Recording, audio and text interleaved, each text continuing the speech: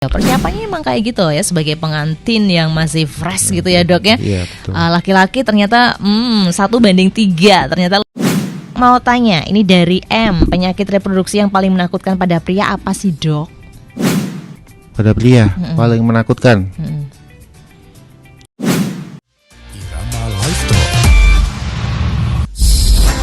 Iya, kembali di 88,5 Irama FM Purworejo. Selamat pagi pastinya buat Anda pendengar Irama FM yang sekarang udah gak sabar ya untuk bisa memberikan mungkin curhatan kecil Anda atau mungkin kesempatan emas buat Anda untuk bisa bertanya-tanya tentang masalah reproduksi, kehamilan atau apa. Memang hari ini memang jam-jam juga ya dok ya.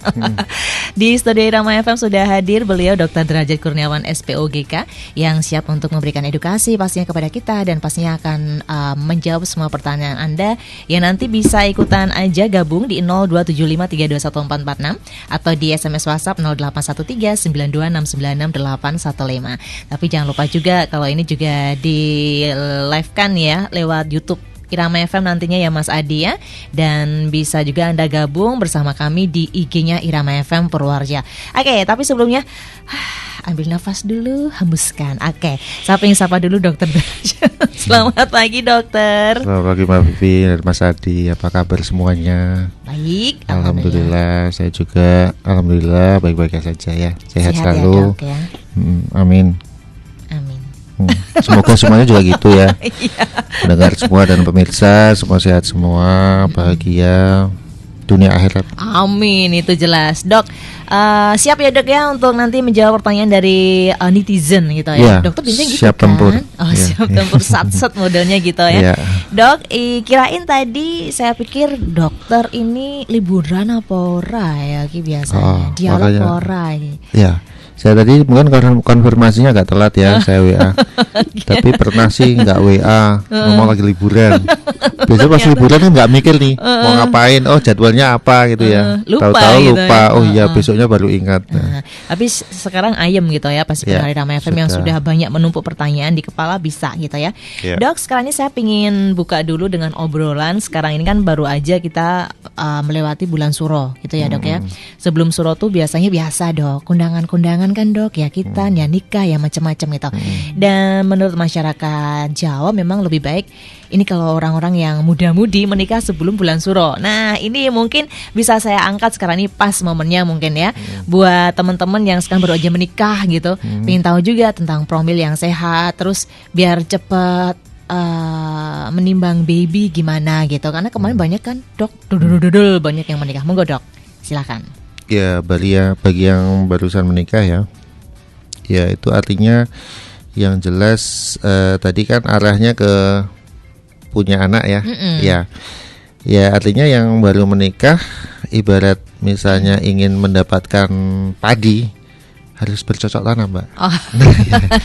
Jadi nikah silahkan bercocok tanam dulu. Ini artinya apa? Artinya proses ini konteksnya mulai alami dulu. Alami itu dalam arti ya dengan kondisi yang ada gitu loh. Tapi yang jelas seperti Mbak Vivi bilang tadi, jagalah kesehatan supaya pada saat waktunya itu bisa cepat, nggak lama gitu kan. Kalau lama itu udah mungkin galau dan sebagainya, loh ini temennya sudah pada hamil kok saya belum gitu loh. Adakah kelainan itu? Nah, di sini kita langsung bisa menangkap bahwa apa saja sih yang perlu dijaga supaya kondisi organ reproduksi itu betul-betul normal dan bisa cepat hamil, dalam arti timbul pembuahan antara dua benih yang tadi yang saya bilang bercocok tanam tadi. Nah, kalau untuk laki-laki sebetulnya modalnya cuma satu, yaitu air mani ya, atau istilah medisnya sperma. Kalau bagi sebetulnya cek sperma itu belum tentu harus saya harus kelihatan gagal atau sakit dulu gitu loh baru cek sperma. Kalau mau cek sperma dulu ya nggak apa-apa, kan tadi konteksnya kan pengen lihat nih saya ini sehat apa enggak ya. Ya kalau mau seperti itu cek dari awal pun boleh gitu loh. Bahkan sebelum nikah pun kalau mau cek sperma juga nggak masalah. Aman ya dok? Iya, jadi aman karena sperma itu kan biasa ya dikeluarkan dan yang sudah keluar itu diperiksakan. tapi harus dikeluarkan di tempat khusus yang langsung diperiksa. Jadi di lab itu nanti dikeluarkan di situ, kemudian diperiksa apakah jumlahnya sesuai normal, motilitasnya juga morfologinya. Kalau setiap laki-laki calon pengantin pria, apalagi sudah pengantin pria, sudah mengantong ini loh bukti spermaku sah ki normal, sudah ditanda tangan dokter patologi anatomi, ini saya normal gitu. Udah modalnya laki-laki itu cuma itu tok. Aku bebas, aku bukan menjadi tersangka lagi kalau misalnya tidak terjadi kehamilan gitu loh. Kalau mau loh tiap laki-laki seperti itu. Karena bagi yang wanita itu lebih banyak faktor yang mempengaruhi. Ada 3 yang pokok ya, yaitu rahimnya, kemudian saluran tubanya, dan hidung telurnya. Nah kalau rahimnya kan cukup di USG bisa kelihatan, tapi saluran telur harus dengan ronsen, dengan tes ronsen HCG namanya. Kalau ovarium atau indung telur itu dinilai dari kesuburan. Mampukah dia mengalami ovulasi atau mengeluarkan sel telur di tiap bulannya? Ya, itu bisa dicek dengan USG, atau dari pola haidnya pun juga kita bisa memprediksi ini subur apa enggak. Jadi 3:1 ya. Jadi ibaratnya kalau cuma 1 kan bisa diketahui duluan kan. Ya, wah aku normal nih, berarti 3 lagi itu punya ceweknya perempuan gitu kan. Yang ternyata titiknya di situ ya dok ya. Bagaimana kita bisa menjaga kesehatan? Tapi yang jelas kondisi organ reproduksi itu kan dibawa sejak dia sebelum menikah. Malah banyak kasus bahwa sebetulnya penyakitnya itu sudah terjadi sebelum menikah. Begitu menikah ya itu yang dipunyai gitu loh. Misalnya saluran telur buntu misalnya. Ternyata buntunya sejak sebelum menikah. Karena apa? Misalnya ada keputihan, infeksi, tapi tidak disadari bahwa itu perlu diterapi. Jadi menjaga kesehatan reproduksi itu tidak hanya setelah menikah, Mbak. Sebelum menikah pun masalah organ reproduksi penting ya. Ya, jadi kemudian pola haidnya juga. Kalau misalnya lo kok 2 bulan enggak haid, ini berarti tanda-tanda misalnya ada PCOS, itu kan bisa diterapi dulu sebelum menikah misalnya gitu. Kemudian juga masalah rahimnya, kemudian ada nggak penyakit yang misalnya endometriosis, kalau haid kok sakit gitu ya. Sejak masih nona pun harus sudah diperiksakan. Itu tadi ada pasien saya itu menderita endometriosis masih nona. Rencana minggu depan saya bersihkan tuh. Dia belum nikah nih, udah 21 tahun. Udah Mbak, ini saya bersihkan. Jadi waktu menikah itu dalam kondisi fit nih ya, tanpa ada kista. Jadi bisa lebih sehat gitu ya. Itu kalau masih nona, terus pembersihannya seperti apa dok?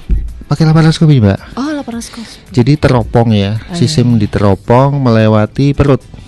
Jadi nanti sobekan kecil itu ya? Sobekan kecil aja, nanti alatnya dimasukkan perut, nanti bisa kelihatan semua itu di dalam. Dan kalau ada kistanya bisa kita bersihkan. Jadi nanti ada alat khusus untuk membersihkan kista dan dicegah supaya kista tidak tumbuh lagi. Kayak gitu. Di Purworejo sudah ada ya dok ya? Oh ada dong. Keren. Kalau sekarang berarti sudah canggih ibaratnya ya dok ya. Canggih. Jadi nggak usah malu-malu, berarti kalau masih nona santai. Kalau yang dulu kan mungkin agak gimana, berbeda kan dok polanya hidupannya ya dok ya. Dan kalau dulu misalnya ada kista harus dibuka perutnya. Kalau ini kan enggak. Jadi kan orang bayangin udah takut duluan. Wah berarti ini harus operasi besar nih. Tapi kalau dengan laparoskopi cuman sayatan kecil aja, sebesar ballpoint, diameter ballpoint itu loh. Oh gitu. Kalau untuk masa penyembuhannya apakah sama dok dengan sesar? Ya ibaratnya kalau misalnya kita luka aja kulit yang panjangnya misalnya nggak sampai 1 cm ya, setengah cm itu kan langsung kering toh. Paling seminggu aja udah nggak ada bekasnya. Gitu kan gitu. Iya. Oh gitu. Wow. Enggak, berarti perbedaannya jauh banget ya antara operasi model besar sama laparoskopi gitu ya. Iya, gitu. Santai aja. Santai ya, berarti bisa. Ini angin segar buat Anda nona yang mungkin bermasalah mungkin dengan haid yang udah teratur, ada kista, keputihannya ternyata untuk sekarang memang kalau zaman dulu kan sehat-sehat. Kalau sekarang berarti memang harus benar-benar fokus gitu ya, Dok ya. Iya, jadi kalau ada keputihan, karena keputihan itu sebetulnya awalnya kan dari pintu masuknya adalah vagina. Nah, kalau namanya infeksi ada di dalam perut, itu pasti ada yang istilah medisnya port d'entrée. Jadi pintu masuk kuman. Nah, pintu masuk kuman kan cuma dari vagina aja. Kalau memang polanya dari awal sudah sehat ya, resian ya, menjaga kebersihan, jangan misalnya kalau ke toilet umum ya cari yang bersih misalnya gitu ya. Jangan sembarangan, airnya juga dilihat dan sebagainya. Itu saya kira itu. Terus mungkin ya pergaulan juga penting ya, seperti itu. Nah, dari infeksi yang mungkin ringan yang mengenai vagina itu nanti akan menjalar bisa sampai ke atas. Jadi masuk ke dalam perut, ke rongga. Ya, merembet dari vagina kemudian mulut rahim. Kemudian infeksi di rahimnya. Setelah rahim kan terus nanti nyambungnya ke saluran tuba itu. Nah, itu titiknya. Kalau sudah infeksi di situ, itu nanti akan rusak itu salurannya. Eman-eman. Bimpet gitu. Iya, belum nikah udah rusak, misalnya gitu ya. Bimpet, iya betul. Ibarat dokter kalau menggambarkan mungkin selang di bimpet gitu, iya, nggak jalan. Iya, jadi nanti benih tidak bisa ketemu karena fungsi saluran itu adalah mempertemukan dua benih sehingga terjadi pembuahan di situ. Oke, baik. Sudah terjawabkan pendengar yang Anda sekarang gabung melalui Irama FM 88,5 Irama FM Purworejo lewat IG Irama FM Purworejo dan nanti akan di-live-kan juga di YouTube-nya Irama FM Purworejo. Persiapannya emang kayak gitu ya, sebagai pengantin yang masih fresh gitu ya, Dok ya. Iya, betul. Laki-laki ternyata 1:3 ternyata lebih lebih kompleks yang perempuan memang ya. Nggak ada salahnya. Mungkin sebelum Anda menikah atau apa cek itu bukan hal yang tabu sebenarnya. Kalau dulu mungkin loh masih gadis kok langsung neng ngopo gitu. Kalau sekarang udah berbeda ya. Zamannya emang udah berbeda. Saya senang sekali dengan obrolan pagi ini. Yuk yang mau ikutan gabung silahkan. Anda masih bisa bertanya by phone 02753214446 atau SMS WhatsApp-nya Irama FM Purworejo. Dan saya sapa dulu aja yang udah gabung di Irama lewat IG buat Mas Rian, thank you. Selamat pagi. Mungkin dokter bisa melambaikan tangannya, Nyun Sewu. Mas Rian siapa lengkapnya? Mas Rian, nggak tahu nih. Ki, dari sini caranya jauh banget ya Mas, cilik banget. Ada lagi Mutia Faiz. Wah itu kayaknya kenal banget saya. Iya. Yang terspesial ya Dok ya. Ibu Mutia Faiz terima kasih. Terus Seno Syah juga, Kak Seno terima kasih. Ada lagi Mbak Arsita juga terima kasih udah ikutan gabung. Dan thank you Bu juga buat yang udah ikutan gabung lewat WhatsApp-nya Irama. Berarti di WhatsApp tuh 081392696815. Dari Ibu Tinu yang ada di Semawung, Dok. Tanya Dok, kalau BB ibu hamil tidak naik selama kehamilan, apakah bertanda kurang baik kehamilannya? Apa yang harus dilakukan untuk menaikkan BB bumil? Matur nuwun. Ini bebas memang tema yang akan kita jawab gitu ya. Monggo dokter. Ya, jadi berat badan ibu bayi ibu hamil. Berat badan ibu hamil itu sebetulnya memang sekian persen untuk menggambarkan bahwa kehamilannya itu baik-baik saja. Artinya kalau ibunya beratnya naik berarti bayinya juga naik nih. Tapi itu relatif ya. Artinya harus melihat di usia kehamilan berapa dulu. Terus yang kedua, apakah antara besar bayi sama berat ibu itu selalu seiring gitu loh, berbanding lurus. Ya memang iya, tapi berbanding lurus itu relatif. Artinya bisa saja berat badan ibu nggak naik tapi bayinya tumbuh terus. Bagaimana mengetahuinya? Ya dengan USG. Kalau dulu istilah seperti itu tuh kan memang harus ada dalam konteks tidak ada USG pada saat itu.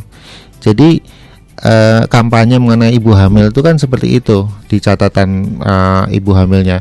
Lawang misalnya di Polindes, di kelas ibu hamil di desa-desa itu ya, emang bisa kita ngecek langsung USG nggak ada. Dan sehingga kita mendeteksinya dengan ini, ibu beratnya naik nggak nih? Oh berarti kalau berat naik ya paling nggak si bayi naik. Juga naik. Padahal itu sangat-sangat relatif ya.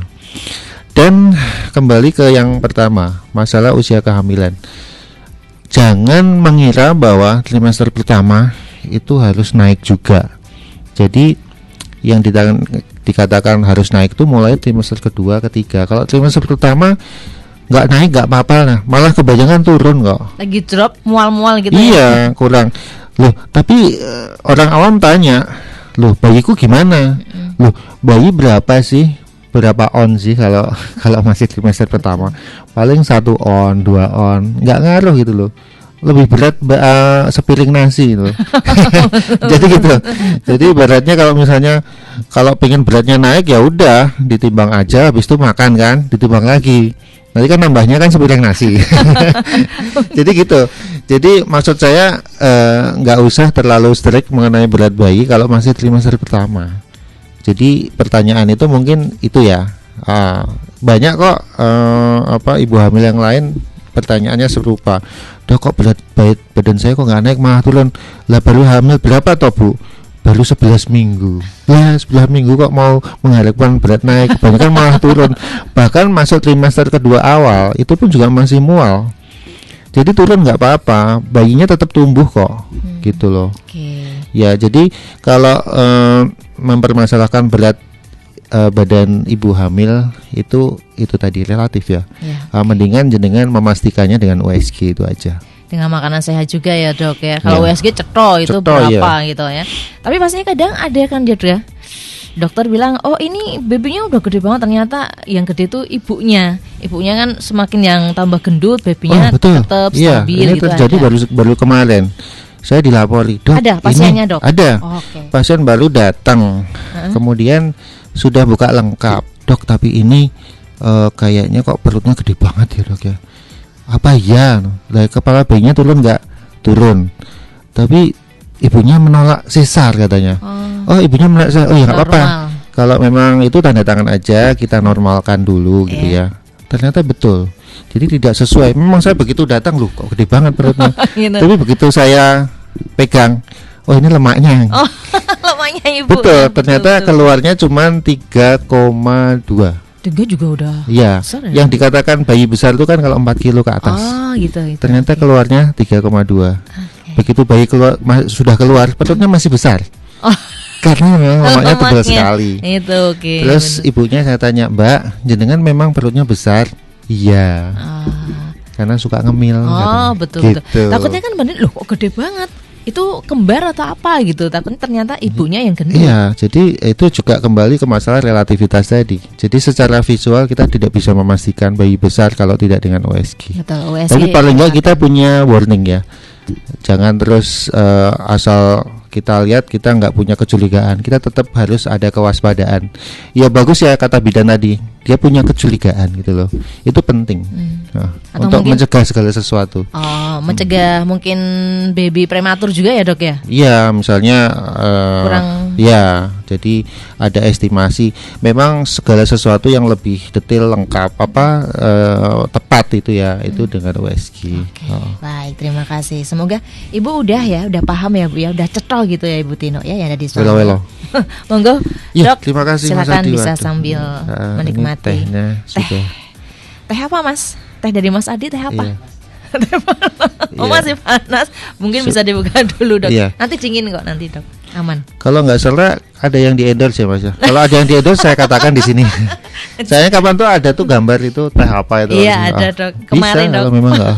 Belum. Silahkan yang mau mengendorse ya. Nanti tinggal bilang saya. Atau mungkin dokter yang mau mengendorse. Monggo. Buat Mbak Rohayetun juga terima kasih udah ikutan gabung ya. Monggo Mbak Rohayetun, siapa tahu mau ikutan berkeluh kesah di sini mumpung ada dokter Dajat, silakan. Mumpung lewat IG-nya Irama FM boleh gitu ya. Dan ada lagi yang udah WhatsApp di Irama FM Projo ini dari dari Ibu Jeki. Sedang hamil 5 bulanan tapi kok akhir-akhir ini sering mengalami kencang-kencang ya dok ya dan mules. Bahayakah ini dok? Solusinya seperti apa? Monggo dok. 5 bulan. 5 bulanan. Ya, jadi keluhan pada saat hamil kok merasa kencang ya. Memang itu patut diwaspadai dan dicegah apakah itu adalah suatu kontraksi. Ya. Tapi kadang-kadang secara subjektif ibu hamil itu memang punya kekhawatiran berlebihan. Ternyata itu bukan suatu kontraksi tapi hanya semacam gerakan janin yang aktif. Karena mulai 5 bulan kan bayi itu kan mulai nendang-nendang tuh. Kadang-kadang itu dirasakan loh ini kok kayak kontraksi mules gitu ya. Ternyata itu gerakan bayi. Tapi ada lagi yang memang betul-betul itu mulesnya karena kontraksi. Nah itu bisa ibu-ibu hamil itu merasakan langsung ya bahwa perutnya itu terasa keras. Kerasnya itu menyeluruh ya. Terutama bagian ujung. Jadi kalau kita gambarkan ya rahim ya, mungkin bisa membayangkan perutnya sendiri. Bagian paling atas. Kalau 5 bulan itu biasanya ujung atas rahim itu masih di bawah pusat. Nah itu bisa dipegang, ditekan di bawah pusat itu pada saat kencang itu apakah ada sesuatu yang keras di dalam. Nah kalau ada dan itu hilang timbul, itu jenengan harus langsung periksa ke dokter. Atau paling enggak kalau sampai keluar lendir darah datang ke IGD. Jenengan perlu rawat inap itu. Kenapa? Karena kontraksi itu perlu dicegah dan perlu dihilangkan. Kalau sampai kontraksinya berlanjut, akan terjadi persalinan apa tadi yang dinamakan prematur ya. Jangan sampai 5 bulan bayinya lahir ya sudah wassalam. Karena 5 bulan tidak akan bisa hidup kalau bayinya keluar. Begitu ya. Nah pemicunya apa kok terjadi kontraksi? Bisa karena kecapean. Kalau memang cuman kecapean ya tanpa ada penyakit lain, itu biasanya bisa hilang sendiri dengan istirahat. Bed rest ya dok? Ya coba aja kalau udah kencang-kencang gitu, cobalah langsung beristirahat bed rest. Tapi kalau dengan istirahat tetap nggak hilang, ya mungkin itu ada pemicunya. Paling sering ada infeksi. Bisa infeksi saluran kemih atau infeksi karena keputihan. Itu bisa. Makanya yang aman kalau sampai terjadi kontraksi nggak mau berhenti, segera ke dokter atau ke IGD supaya nanti dilakukan pencegahan. Biasanya disuruh rawat inap. Masih bisa tertolong insya Allah ya? Masih bisa dicegah ya. Oke. Berarti harus gerak cepat kalau udah kayak gini ya? Iya. Baik, itu tadi ya. Yang mana itu? Solusinya seperti itu ya Bu ya. Jadi memang harus dideteksi dengan cepat gitu aja. Kontrol, konsultasi ke dokter gitu aja ya. Dan terima kasih juga buat Mbak Arsita ini. Assalamualaikum, selamat pagi dokter. Salam sapa. Oke. Halo juga, terima kasih buat Mbak Septi. Halo juga buat Mbak Kartika Maya juga udah bergabung. Terima kasih. Udah gabung bersama kami di sini di IG-nya Irama FM Purworejo. Mau bertanya-tanya boleh lah. Kita masih menunggu pertanyaan Anda ya. Selain di IG, nanti juga di-live-kan di YouTube-nya Irama FM Purworejo dan lewat WhatsApp-nya Irama FM Purworejo. Sambil dinikmati boleh dok, diunjuk dulu dok. Oh, iya. Dibuka biar nggak panas gitu. Sambil saya ngecek dulu nih ya di sini. Iya. Masih kebul-kebul. Berarti panas. Panas banget itu ya. Oke, bisa. Oke, silakan bisa langsung. Siapa tahu pemirsa juga lagi pegang cangkir ya. Jadi kita bisa tos di sini. Sambil saya mau baca dulu. Oke, terima kasih juga buat yang udah ikutan gabung di WhatsApp-nya lagi Irama ya di 081392696815. Kadang saya sok lupa kalau WhatsApp-nya Irama dok, nomornya dok. Di sana ada makanya. Oke, ini di luar ya dari mas-mas nggak masalah juga sih karena kita nggak menutup kemungkinan buat wanita, buat pria juga boleh. Dari Mas T, dokter selamat pagi. Kenapa dok akhir ini setelah berhubungan alat kelamin saya terasa perih? Bahayakah dok? Monggo dokter. Oh berarti ini pihak suami setelah berhubungan sakit. Nah perih ya. Jadi kita tahu bahwa sesuatu yang perih ya di semua organ, terutama permukaan kulit ya, itu kan termasuk bagian dari kulit ya. Walaupun itu di kelamin, itu pasti ada luka mas. Ya, coba dilihat apakah ada luka di situ. Nah kalau sudah ada luka, kita harus amati luka itu memang timbul akibat masalah aktivitas mekanis atau karena suatu penyakit. Nah gitu loh. Contoh misalnya jenengan nggak sengaja tangannya kegores apa gitu ya, kegores pintu atau apa yang tajam terus jadi perih. Itu mekanismenya sama dengan itu. Pada saat berhubungan terjadi goresan, mungkin istri belum siap sehingga masih kering, sehingga itu dipaksakan sehingga malah dua-duanya luka itu ya, lecet itu bisa. Tapi ada lagi penyakit pada laki-laki yang akibat berhubungan kok yang semula nggak timbul luka jadi luka. Kenapa itulah itu? Misalnya kayak apa ya,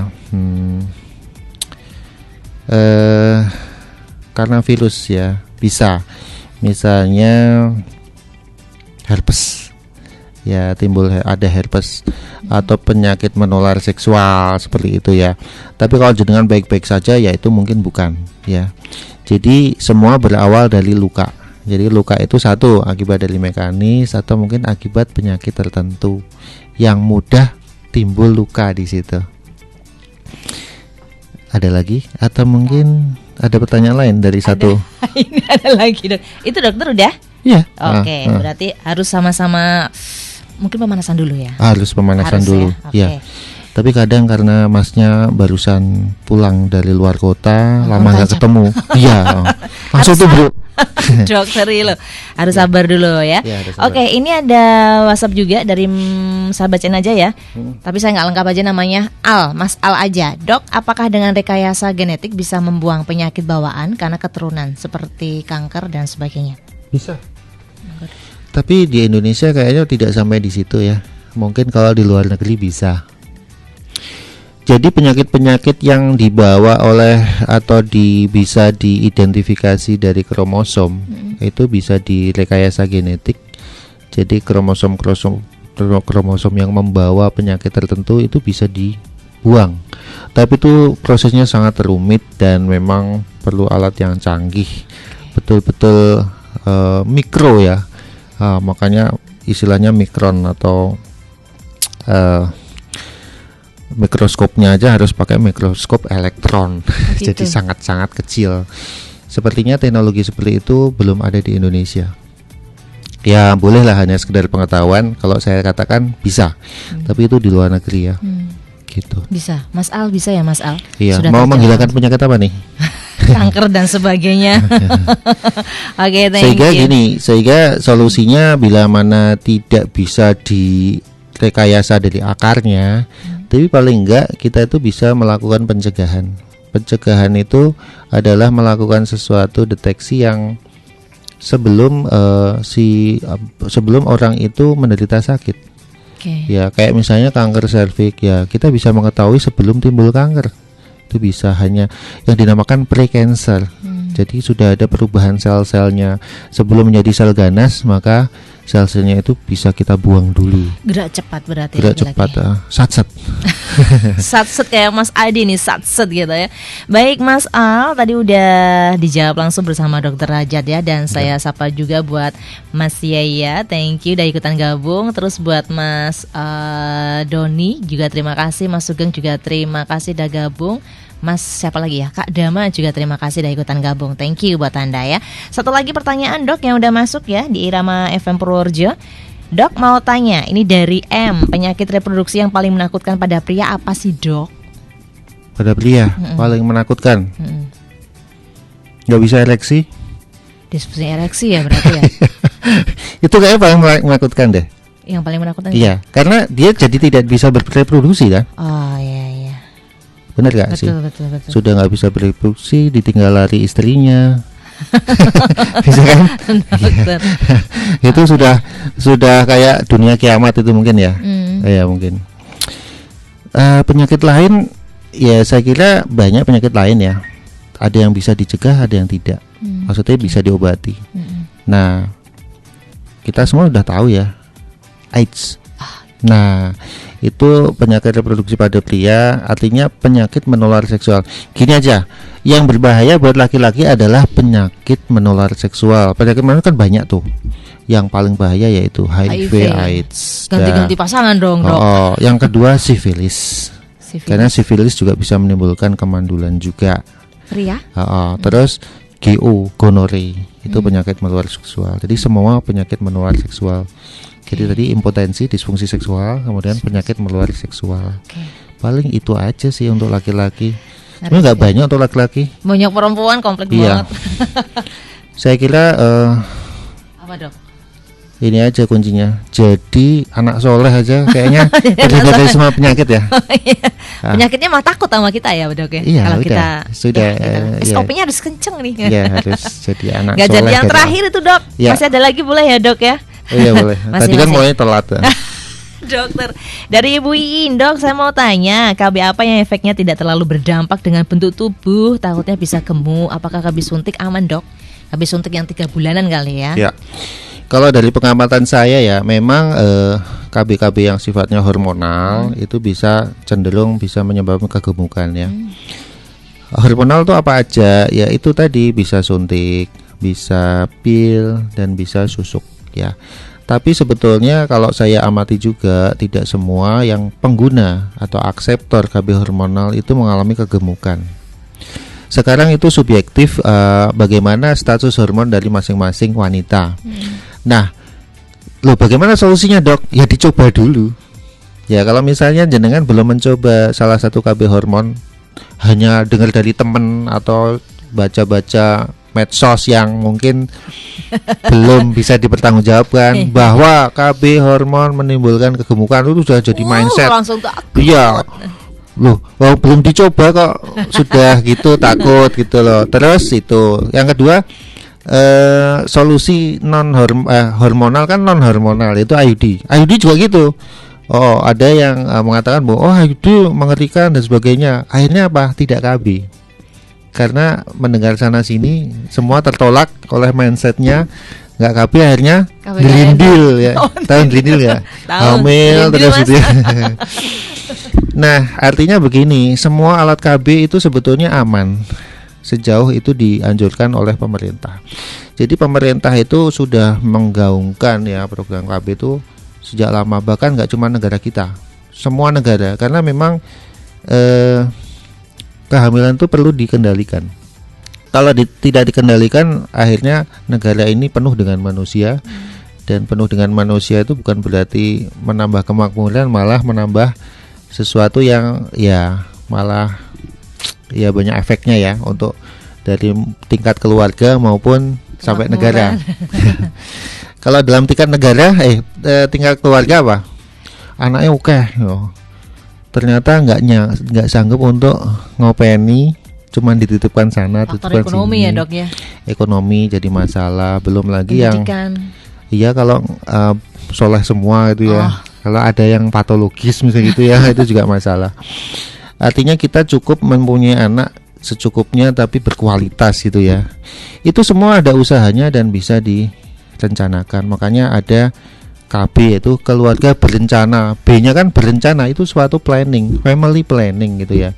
Yaitu suatu program yang sudah digaungkan lama, sehingga KB ini bukan merupakan sesuatu yang apa ya, yang tabu, dan ada yang mengatakan wah ini ya itu tergantung masing-masing ya, tahu maksud saya. Jadi seperti itu. Jadi kembali ke tadi ya, bahwa KB sudah dinyatakan aman semua, tinggal panjenengan semua itu milih yang cocok. Ya, kalau misalnya dengan sudah mencoba ya KB suntik, ternyata gemuk nih, ya udah ganti yang non hormon gitu. Tapi sebetulnya ya kalau mau menghindari itu, mencegah jangan sampai gemuk, itu ya mengendalikan pola makan itu juga penting, karena memang hormon ini cenderung menaikkan nafsu makan.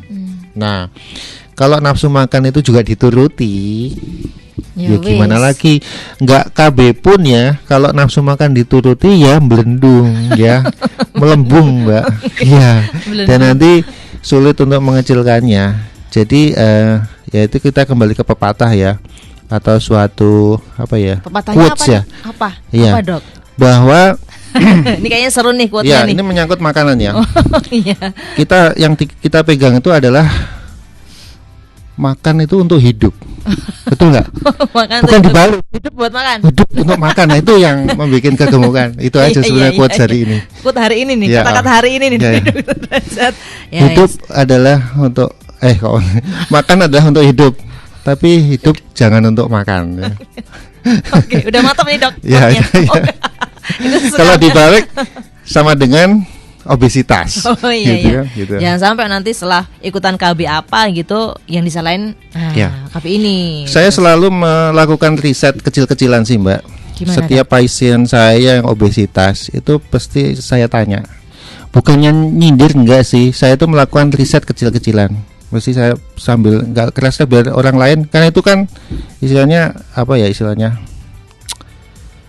sesuatu yang untuk pribadi gitu ya. Saya cuma tanya pelan aja, Bu, jenengan suka ngamil? Iya. Mesti gitu. Jadi semua yang obesitas tuh mesti saya bilangnya tuh iya kalau ada pertanyaan tuh, jenengan suka ngamil? Iya. Gitu. Berarti nggak usah ditanya, udah dilihat. Kan itu saya ingin membuktikan hipotesis, apa benar wanita-wanita yang gemuk itu suka ngemil. Ternyata mayoritas. Ngemil dan mager. Iya. Dan nggak suka olahraga. Nah, itu tadi. Lah itu, sehingga kita bisa mengambil pelajaran bahwa jangan ngemil kalau nggak pengen gemuk. Nah, kalau lapar gimana? Kendalikan makan, ya. Mengontrol ya. Lapar itu kan artinya harus ada yang mengisi perut ya. Tuh. Padahal yang membuat gemuk itu kan karbohidrat, zat gula, glukosa. Lah, yang untuk ngisi perut ya jangan zat itu, misalnya sayur, buah ya, makanlah buah aja tanpa ada karbohidratnya. Betul. Kan bisa tetap nggak lapar kan, gitu. Atau mungkin sekarang kan banyak tuh produk-produk, tapi pilih yang aman ya. Yang cuma dilarutkan, diminum udah bikin kenyang. Nah, itu menggantikan makan. Misalnya kalau nggak cocok itu. Nah, lu cari yang cocok makanya. Iya betul. Itu menghindari kan tadi kan masalahnya lo kalau nggak makan lapar dok. Lo lapar tuh kan bisa diatur. Ya satu diatur dengan makan sayur, diatur dengan zat yang menimbulkan rasa kenyang. Kan bisa.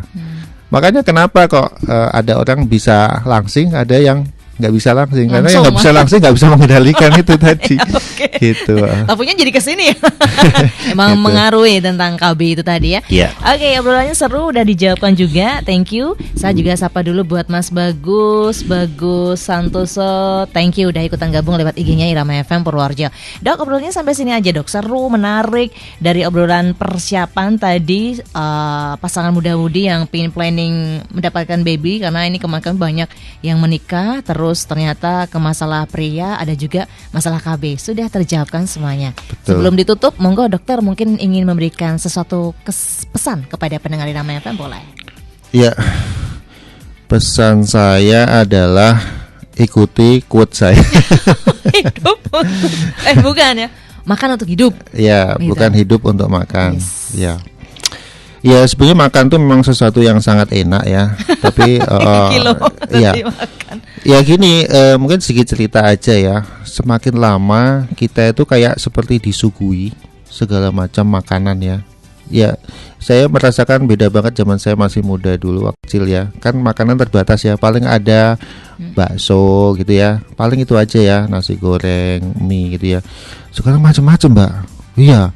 Apalagi kalau sekarang tumbuh subur ya, kafe-kafe, restoran menyediakan berbagai macam semua ya. Wah itu kan betul-betul wah gitu loh. Apalagi cemilan-cemilan itu juga semakin bervariasi ya. Kalau zaman saya kecil dulu paling cemilan ya paling kacang goreng gitu ya. Sekarang kan macem-macem ya, semua dibikin wah enak, tinggal lep itu tinggal beli aja ya. Tempat pembelian juga mudah ya di mana-mana. Lah itu ya memang semakin lama semakin banyak makanan, semakin orang pengen makan. Ya itu kita kembali ke masing-masing bagaimana kita mengendalikan pola makan itu ya. Dan perlu diingat kegemukan atau obesitas itu adalah sumber penyakit ya. Jadi ada banyak keuntungan bila mana kita mengendalikan berat badan kita. Satu, terhindar penyakit. Yang kedua, badan lebih indah. Wow. Nah gitu aja.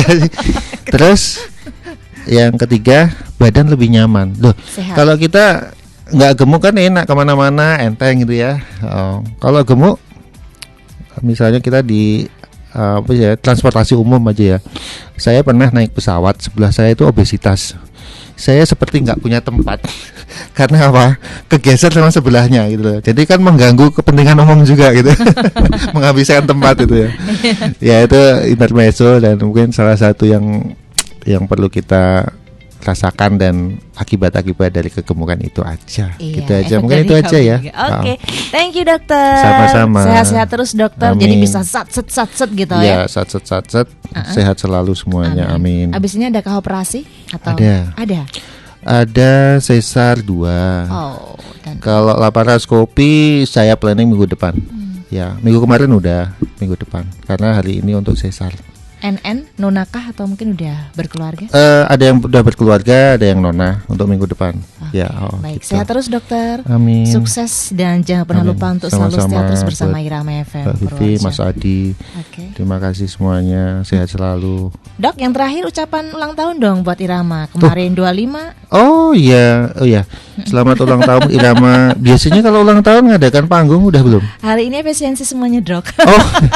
Iya, karena biasanya saya dapat undangan dengan kita bernyanyi bersama, kemudian ada juga komedi-komedi itu ya. Iya. Kayaknya semua host di sini bisa komedi deh. Jadinya saya kalau lihat tuh senang juga tuh Mbak Vivi berkomedi dengan Mbak Ayu gitu ya. Iya. Ya, selamat ulang tahun, semoga sukses untuk kedepannya, semakin jaya di udara dan di media sosial sekarang. Betul. Ya, dan semakin menjadi sumber edukasi untuk masyarakat, memperluas wawasan untuk masyarakat Purworejo semuanya. Semangat dan sukses. Terima kasih dokter, doanya doa tulus pastinya ya dok ya. Tulus. Oke, itu tadi pendengar Irama FM yang selalu setia bersama kami, obrolan singkat bersama Dokter Derajat ya. Besok bisa didengarkan lagi topik, lihat lagi juga di IG-nya Irama FM, YouTube-nya Irama FM Purworejo. Tentunya setiap hari Sabtu dari jam 8 sampai selesai hanya di 88,5 Irama FM Purworejo. Terima kasih, bye.